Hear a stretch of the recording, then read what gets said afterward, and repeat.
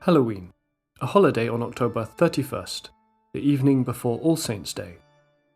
The celebration marks the day before the Western Christian feast of All Saints, and initiates the season of All Hallowed Tide, which lasts 3 days and concludes with All Souls' Day. In much of Europe and most of North America, Halloween is largely non-religious.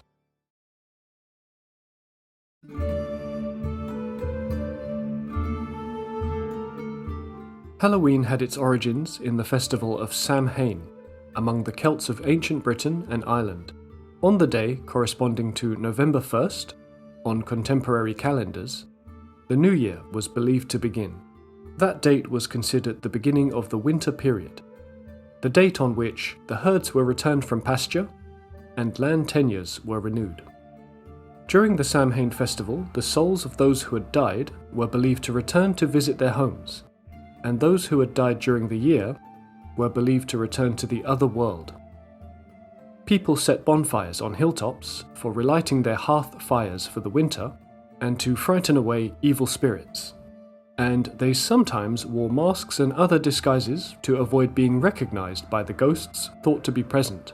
It was in those ways that beings such as witches, hobgoblins, fairies, and demons came to be associated with the day. The period was also thought to be favourable for divination on matters such as marriage, health, and death. When the Romans conquered the Celts in the 1st century CE, they added their own festival of Feralia, commemorating the passing of the dead, and of Pomona, the goddess of the harvest.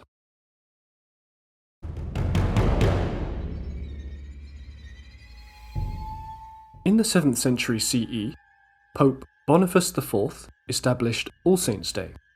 Perhaps in an effort to supplant the pagan holiday with a Christian observance, it was moved to November 1st. The evening before All Saints' Day became a holy or hallowed eve, and thus Halloween. By the end of the Middle Ages, the secular and the sacred days had merged. The Reformation essentially put an end to the religious holiday among Protestants, although in Britain especially, Halloween continued to be celebrated as a secular holiday. Along with other festivities, the celebration of Halloween was largely forbidden among the early American colonists, although in the 1800s there developed festivals that marked the harvest and incorporated elements of Halloween. When large numbers of immigrants, including the Irish, went to the United States beginning in the mid-19th century, they took their Halloween customs with them. And in the 20th century, Halloween became one of the principal US holidays, particularly among children.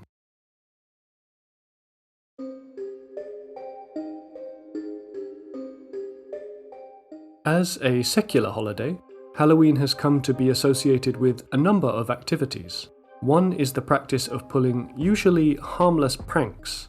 Celebrants wear masks and costumes for parties and for trick-or-treating, thought to have derived from the British practice of allowing the poor to beg for food, called soul cakes.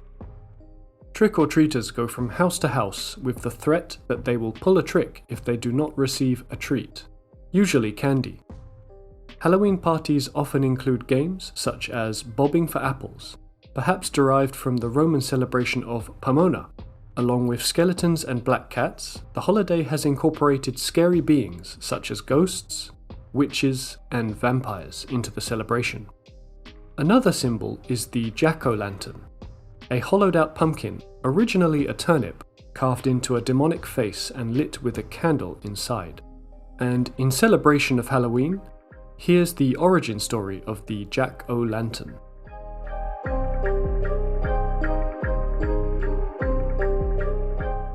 People have been making jack-o'-lanterns at Halloween for centuries. The practice originated from an Irish myth about a man nicknamed Stingy Jack.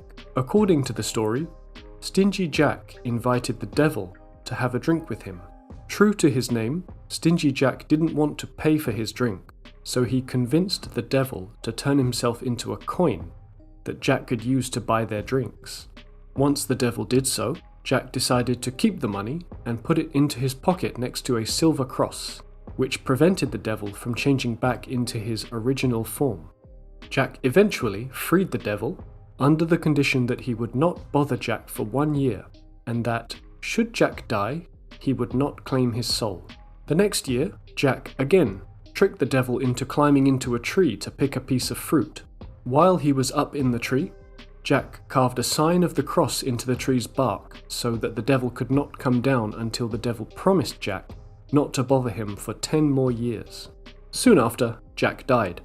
As the legend goes, God would not allow such an unsavory figure into heaven.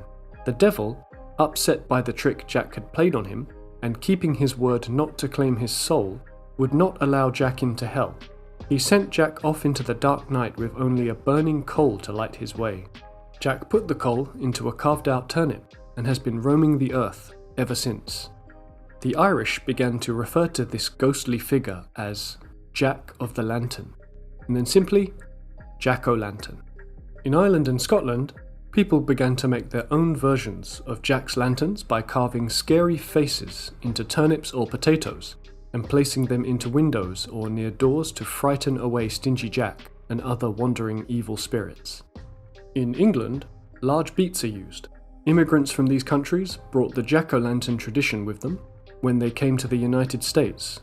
They soon found that pumpkins, a fruit native to America, make perfect jack-o'-lanterns.